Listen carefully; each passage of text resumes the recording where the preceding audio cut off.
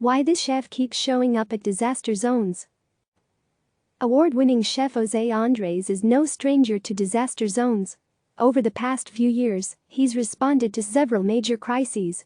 After an earthquake devastated Haiti, Hurricane Maria ravaged Puerto Rico, wildfires scorched Southern California, and a refugee crisis intensified on the Venezuelan border, he quickly mobilized volunteer chefs in each of those spots to prepare meals for thousands of people in need. Now, during the global coronavirus pandemic, Andrés is again leading the charge to provide food relief to the elderly, those suddenly without work and frontline healthcare and essential workers. He was early to spring into action. His nonprofit World Central Kitchen, WCK, set up makeshift kitchens at the ports in Japan and California to feed quarantined cruise ship passengers and crew in February, and even turned the Nationals baseball stadium in Washington, D.C. into a field kitchen to cook and distribute free meals. In Arkansas, when schools closed down in response to the pandemic, WCK teamed up the Clinton Foundation to feed children who rely on school-provided meals.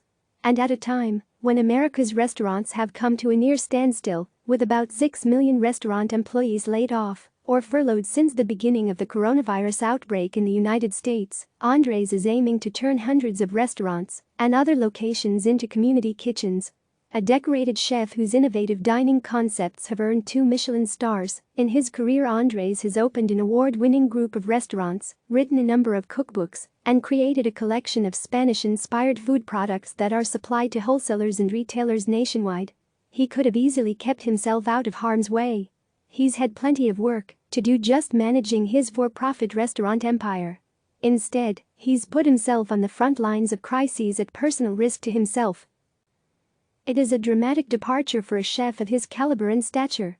Andrés could, like some of his peers, just worry about appealing to the broadest swath of people in the friendliest, least polarizing way. Instead, he has taken time away from his business, and he has not worried about doing so in a way that can make him a political figure, criticizing President Trump and pushing for action on crises like hurricanes and the coronavirus. Often it's Andrés himself who leads the cadre of volunteer chefs, said Nate Mook, CEO of World Central Kitchen, the nonprofit emergency food relief organization Andrés founded in 2010. When there's a medical crisis anywhere, we send doctors. So when there's a food crisis, we send chefs to help, he said. Andrés was on the ground with his team in Oakland, California, overseeing food relief work for the cruise ship passengers. In New York City and in the D.C. area, he's personally delivered meals and badly needed personal protective equipment like masks and gowns to hospitals, shelters and senior centers amid the coronavirus pandemic. Related, see the 20 risk takers pushing global business forward. At the end of the day, José jumps in. We all jump in, said Mook.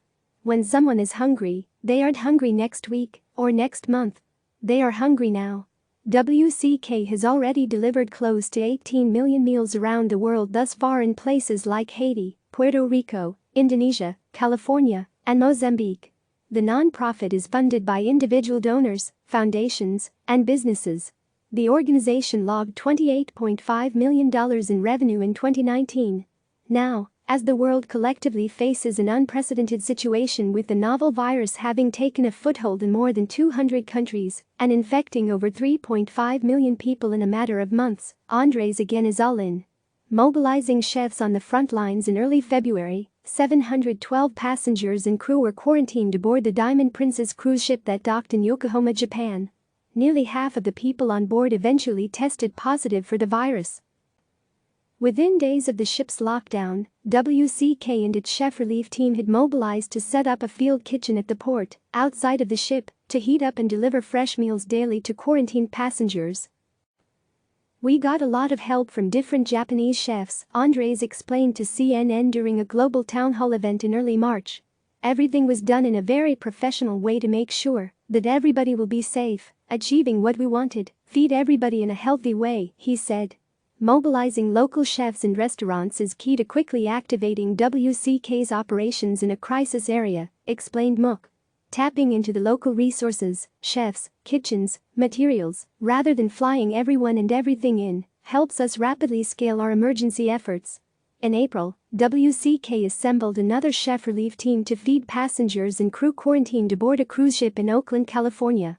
Then, as the pandemic spread in the United States, shuttering businesses, closing schools and bringing life to a standstill, Andrés ramped up food relief efforts, not only for frontline health and other essential workers, but also the many families now struggling to put food on the table. In New York City, the epicenter of the nation's outbreak, Andrés has turned his sprawling 35,000 square foot food hall Mercado Little Spain, which encompasses 3 full-service restaurants and over a dozen food and retail kiosks, into a community kitchen serving low-cost, or free, grab-and-go meals to people in need. Over 3 million have been served in 890 individual locations to date, which includes but is not limited to community kitchens. In mid-April, Andrés' friend Jacques Torres, a New York City resident and one of the most renowned chocolatiers and pastry chefs in the world, witnessed the scale of the effort. "I was in the kitchen in Little Spain, and there were thousands of little trays filled with food for people on the front lines," said Torres. "It was humbling to see. The volunteer chefs, united under the Number Chefs for America banner, are distributing 100,000 meals a day in New York City and in New Jersey," said Mook. WCK has served over 7 million meals distributed in 234 cities to more than 35 states and territories, as well as 35 towns and cities in Spain. The nonprofit, in partnership with Bloomberg Philanthropies, is also providing meals specifically to NIC healthcare workers. From humble beginnings, Torres has known Andrés for almost a decade. "He's one of the best chefs in America, the creme de la creme," said Torres. "He's a masterful technician in the kitchen. It's in his blood. But what's even more important is the deep respect he has for food, for farmers who grow food and the impact of food on our lives."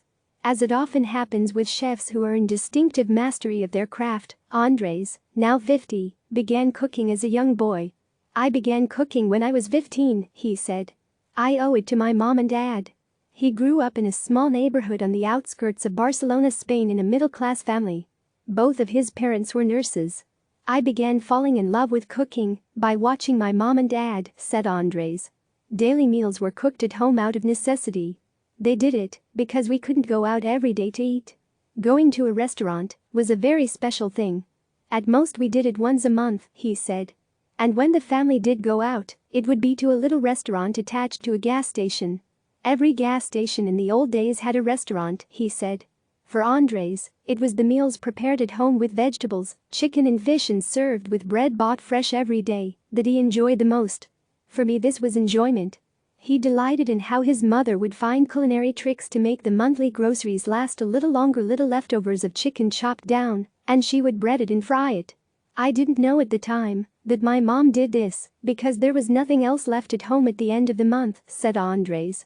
"But that was my favorite dish." Today, Andrés himself has numerous accolades to his name.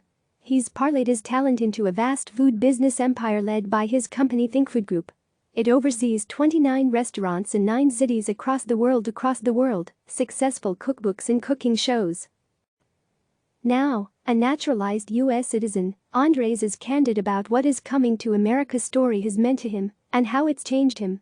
2019 is the 30th anniversary of the first time I came to New York, said Andrés, who undertook the voyage aboard a naval ship. At one time, Andrés served in the Spanish Navy as an admiral's chef. "America always gives big opportunity to immigrants like me to share with the rest of America who we are. In my case, I'm doing it through food," he said. One plate of food can change the life of others. Just as Andrés was attracting professional fame in the early 1990s, his restaurants celebrating Spanish gastronomy were generating buzz, and he was winning prestigious awards. The chef who rose from humble beginnings felt a different yearning. Andrés became involved with DC Central Kitchen, a charity fighting hunger and poverty through job training and job creation. "It's an amazing organization founded by Robert Egger," said Andrés. DC Central Kitchen is where we're training people to be cooks, finding them jobs in their community, and feeding the homeless population of DC. Volunteering there afforded him the chance to appreciate food in a more nuanced way. "We shouldn't be here to feel good because we do something for ourselves, but to see what we are doing to change the lives of others," he said. "It's a simple way of trying to see the world. In my case it was that one plate of food can change the lives of others." His work with DC Central Kitchen made him wonder if he could use its blueprint on a global scale. "This is working so well in DC. If we take it to the world, what will happen?" he thought. As he pondered the idea, His attention was diverted by a catastrophic earthquake that struck Haiti in 2010. The scale of the disaster and the humanitarian crisis was hard to ignore, and Andrés headed to Haiti in 2010 to help. The earthquake displaced over 1 million people. Haiti suffered widespread food shortages as food prices shot up. The United Nations estimated that 1.9 million Haitians did not have enough to eat in the aftermath of the earthquake, according to the UN. In Haiti, José saw how a natural disaster can make access to food one of the biggest challenges, said Mook. It's where he realized that food should be a solution, not a problem. That same year, Andrés founded World Central Kitchen. We started small, from feeding 1,000 people a day to 2,000. Year after year, we gained more confidence, learning and watching, said Andrés. If you have an emergency and you need to feed people, why aren't chefs there on the front lines? That's how WCF was created. The organization provided 4 million emergency meals combined after Hurricane Harvey cleared through Houston and Hurricane Maria blasted Puerto Rico in 2017. To José, there's a lot more to food than just sustenance, said Mook. To him, food nourishes the soul in time of crisis. It can also provide badly needed income to people in the community. In Haiti, we started a bakery in an orphanage. It produced bread that generated money to reinvest back into the orphanage, said Mook. Now, during the shutdown in the U.S., WCK has contracted with shuttered restaurants to help prepare 1 million relief meals, in turn providing them with a crucial economic lifeline. WCK is paying participating restaurants owners $10 per relief meal. Mook said the effort is designed to help get restaurants back on their feet and prevent many from going out of business. Health and safety protocols are mandated for everyone involved in the effort, with restaurant staff advised to wear face masks, gloves and hair nets, and food preparation stations required to be at least 6 feet apart. Andrés' own company Think Food Group has also taken a hit amid the shutdown. The business was able to keep all of its employees on payroll with full compensation during the first 5 weeks of the shutdown. But in late April, the company furloughed its hourly employees and made them aware of their unemployment benefits. Think Food Group said it is covering 100% of employee health benefit premiums while they are not actively working. This pertains to employees in D.C., New York, Las Vegas and Orlando. TFG continues to pay chefs and restaurants managers responsible for operating the community kitchens, the company said. I will always speak against things that are unfair, as he reflects on his personal evolution from chef to dedicated humanitarian wanting to feed people at their most vulnerable. Andrés has courted risk along the way, particularly with his activism as a proud and successful immigrant. It was very clear to me the day I swore in as an American that we need to participate in the democratic process, said Andrés. In 2015, Andrés backed out of a plan to open up a restaurant in the lobby of the Trump International Hotel in Washington after Trump called undocumented Mexican immigrants rapists and criminals during his bid for president. It locked Andrés in a legal battle with the President of the United States, which he settled in 2017. He's also been vocal on Twitter with his criticism of the administration's policy on immigration. When you feel sometimes that things are unfair and unjust, I do believe it's the role of every American to speak up, said Andrés. The smart thing for America to do once and for all is to pass immigration reform. Torres admires his friend's activism and how he's standing up for his beliefs, more so now than ever. When you are a celebrity chef, you realize you have a platform to have your voice heard. José is doing an amazing job with that, said Torres. No doubt, José is one of the best chefs. But what he is doing as a humanitarian is even bigger. I hope other chefs pick up the flame and keep it going. Click subscribe to receive the latest news.